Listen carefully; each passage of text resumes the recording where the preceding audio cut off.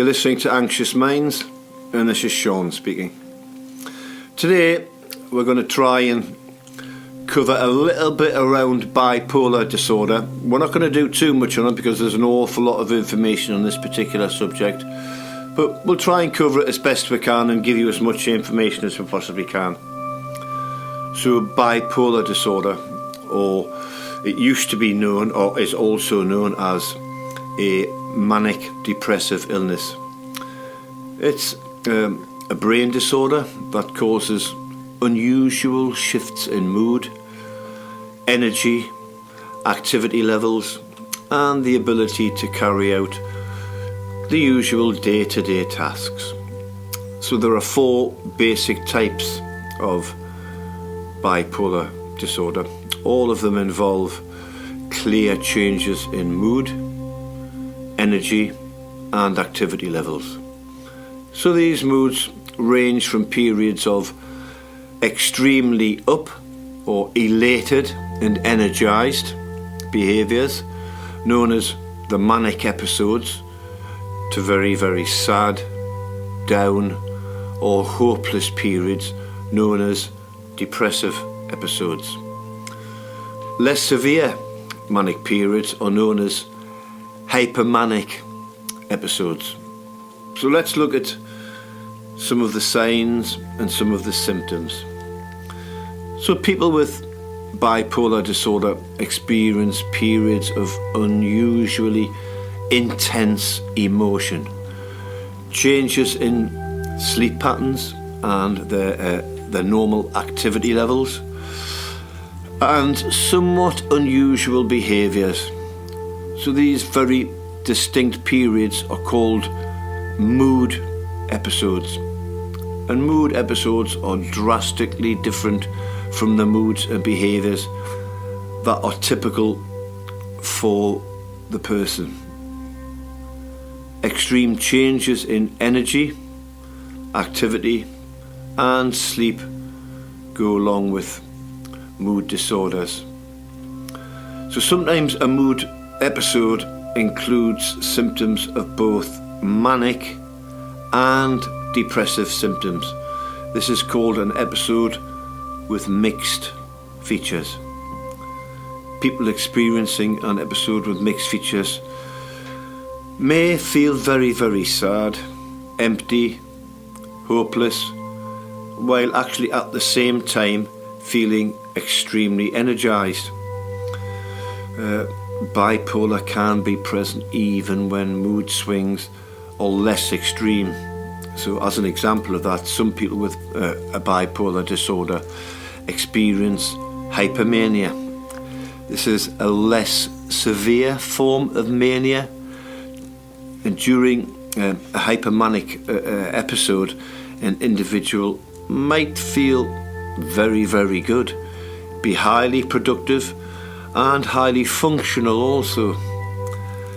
The person may not feel that anything is wrong, and they themselves may feel quite normal, quite, as they do every day. But family and friends might very much recognise the mood swings and or the changes in that person's activity levels as a possible bipolar disorder. So without proper treatment, people with hypomania may develop severe mania or depression. So I'll just run across a few of the things around people having a manic episode. Some of the things that they may actually be experiencing.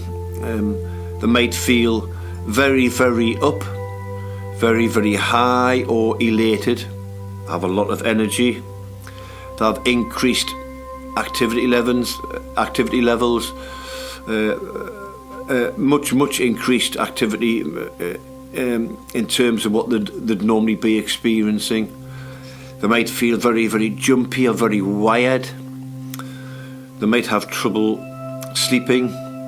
They might become more active, much more active than usual. They'll talk really quite fast about a lot of different things, not necessarily the same thing, but a lot of different things. So jumping from one subject to another. Or they may become quite agitated, irritable, or really quite touchy.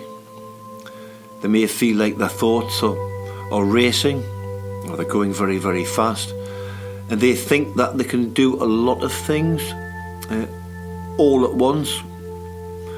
And they may do risky things like spend a lot of money or possibly even have reckless sex. And people having a depressive episode, they might feel very, very sad, very, very down, empty and just completely hopeless about themselves. Very, very little energy. Their activity levels may be significantly decreased. They might have a lot of trouble sleeping or getting to sleep. They may sleep too little, or quite the opposite, they might sleep far too much. They might also feel as if they just simply can't enjoy anything, no matter what's happening around them. Feeling worried and empty, having trouble concentrating. They forget a lot of things in their lives and have to make notes about things. They eat too much, far too much, or they may eat far, far, far too little than is good for them.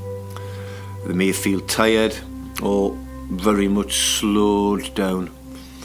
And one of the most dangerous things about bipolar is they may think very, very seriously about death or about suicide.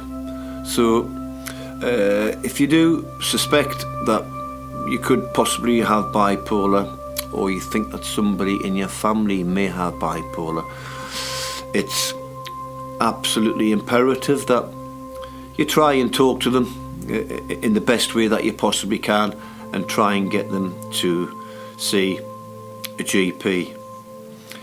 Seeing a GP, it's really, really important, because they'll be able to refer you on to other professionals who can diagnose these kinds of disorders.